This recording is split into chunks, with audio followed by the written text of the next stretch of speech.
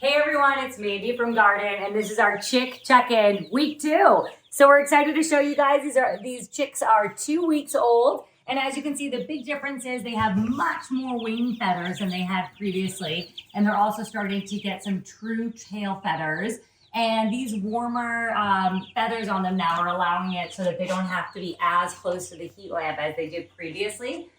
Each week they'll be able to tolerate 5 degrees cooler in temperature. So when they're 1 week old, they really need about 95. They're 2 weeks old, they can tolerate more in the 90 range. What's awesome about the way that we've got the heat lamp set up in this space is the chicks can kind of move in and out of that heat zone depending on what they need. So if they're feeling cool, they can get right underneath that red light and warm up. And if they're feeling warm, there's plenty of room to move away. They can kind of come and go through that as they'd like.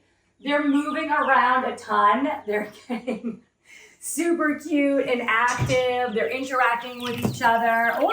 And in addition, they're getting to be very social. Lots of interactions between everybody. They're literally establishing a pecking order. So we keep a close eye on them just to make sure any of the less dominant chicks aren't getting bullied out of eating or drinking. What we're going to do today is we're actually going to move them into this brooder with much higher sides because they are getting big enough now to jump out. We actually saw one sleeping on the food container last night, which was really cute.